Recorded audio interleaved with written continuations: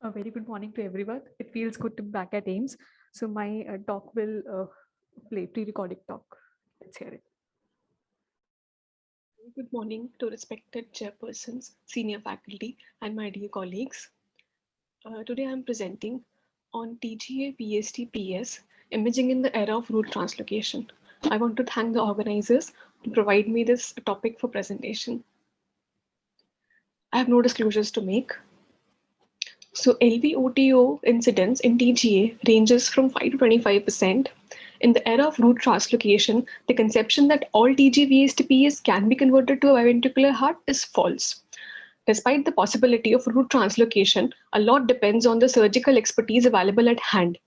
When the pulmonary valve is big enough and functional, arterial switch with VST closure and LVOT resection is possible. Hence, a root transfer is not required. So let's first see what are the mechanisms that cause LVOTO. LVOTO can occur at multiple levels, valvular, subvalvular, supravalvular, more commonly a combination of one of these. The subvalvular LVOTO can be because of a membrane, a fibromuscular ridge, herniation of the tricuspid tissue, accessory mitral valve tissue, mitral chordae attaching on the septum, hypertrophy of the septal muscle bundle, or posterior deviation of conal septum. Some of these can be resected and some may not be. The valvular and supravalvular LVOTO occurs in the form of a hyperplastic annulus, a thickened doming valve, or supravalvular MPA narrowing. So precise knowledge of the mechanism causing LVOTO is important because on the basis of that, a surgeon will go ahead with the arterial switch operation or not. So the LVOTO can be resectable or non-resectable. Resectable ones which have a subvalvular obstruction and a good annular diameter with a normal valvular function, and non-resectable LVOTO, where the annular hyperplasia is there, pulmonary valve annulus Z-score being less than -2, or a thickened leaflet which cannot be thinned out to make it a functional neo-aortic valve, or a major AV valve chordae on the inserting on the septal aspect of the left ventricle, which is causing pulmonary stenosis. So some centers use this LVOTO complexity score because of the multiple levels of obstruction present in the patients. And it has been seen that the score correlates with the type of surgery the patient underwent. So over the past half a century, the management of TGA VSTPS has evolved a lot, starting from the Rashtrali procedure, which was the first procedure to provide a biventricular heart with a systemic LV to such patients, to the half-turned truncal switch operation, which is the last innovation. Despite the availability of a multitude of options, single ventricle palliation is sometimes required in such patients. We'll see when it is required. So the important deciding factors in choosing the type of surgery involve the age of patient, symptoms of patient, size and location of VST. It's a restrictive VST, unrestrictive VST, a subaortic rootable VST, a non-rootable VST.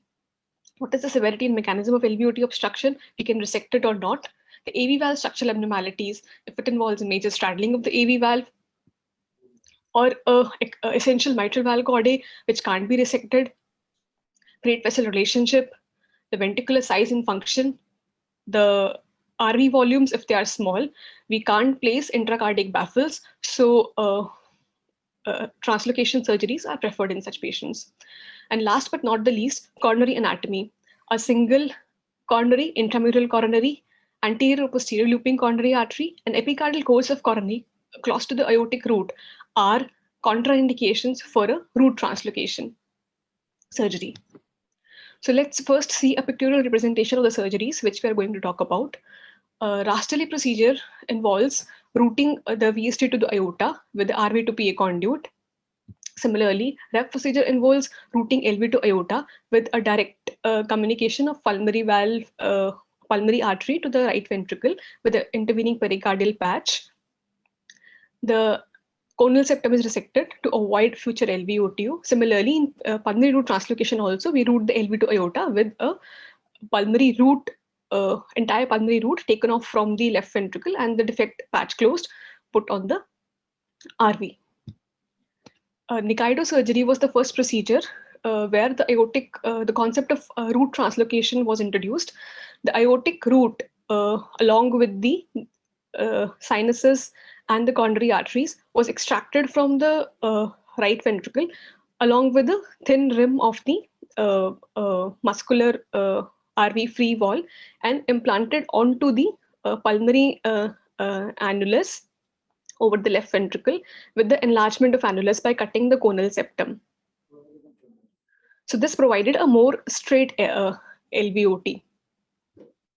Similarly, double root translocation can be done involving aortic as well as pulmonary root translocation, and the newly introduced half-turn truncal switch in which both the roots are extracted together en bloc, rotated 180 degree, and then implanted onto the ventricular mass with aorta in place of LV and aorta in place of pulmonary artery in place of aorta.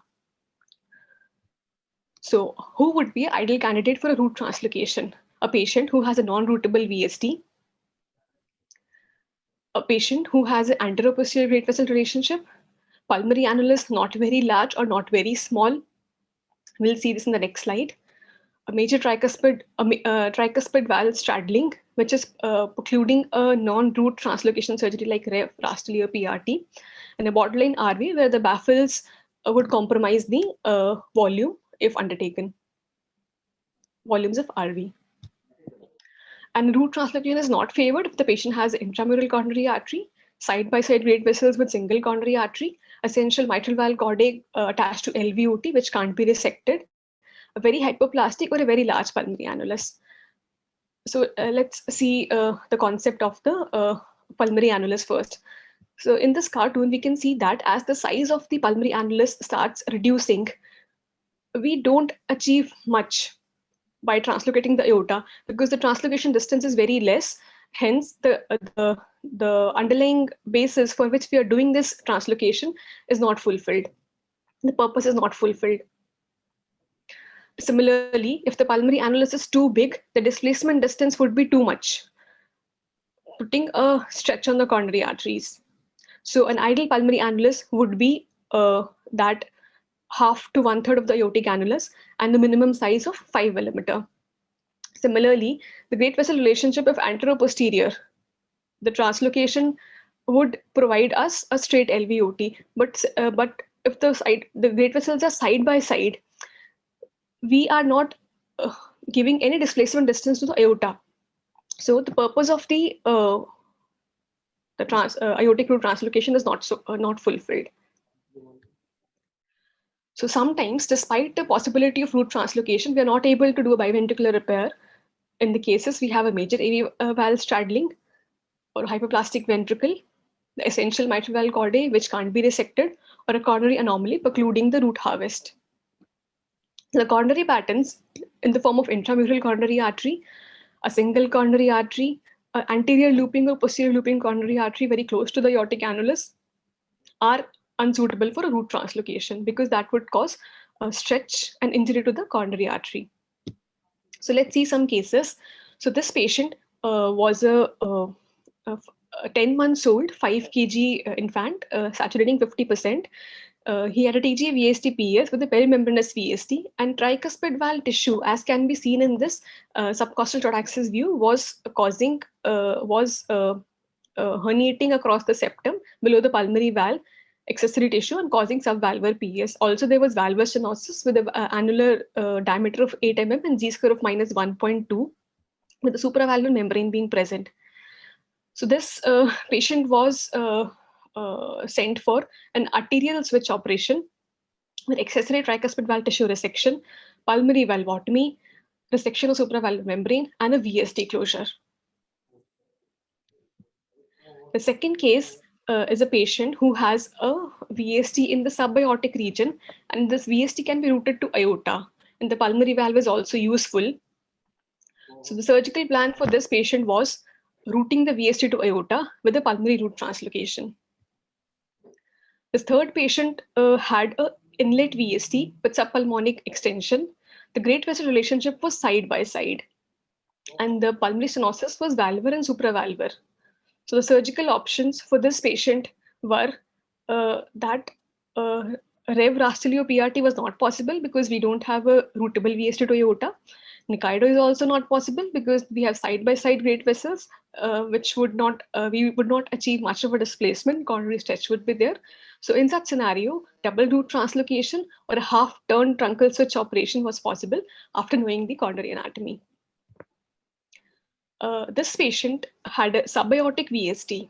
We can see that the VSD is restrictive and the pulmonary annulus is half the aortic annulus. So this patient had to undergo a Nikaido or a double root translocation or a half-turn truncal switch. We can't route this VSD to aorta because that would narrow the LVOT, causing future LVOTO. This next case is a patient who had a major tricuspid valve straddling. The VSD was a inlet to subpulmonic location, and the patient has PS plus PR. The suitable surgical options were Nikaido, but the pulmonary annulus is big enough and would cause great displacement of the aortic root, causing coronary stretch. Hence, a single ventricle pathway was chosen for this patient. So, to conclude, TGA VST-PS encompasses a wide spectrum of anatomic relationships. The nuances of each circumstance guide the optimal choice, and each case is unique, and it's difficult to provide an unambiguous, structured, and integrated approach to for a universal application to all the patients. Thank you.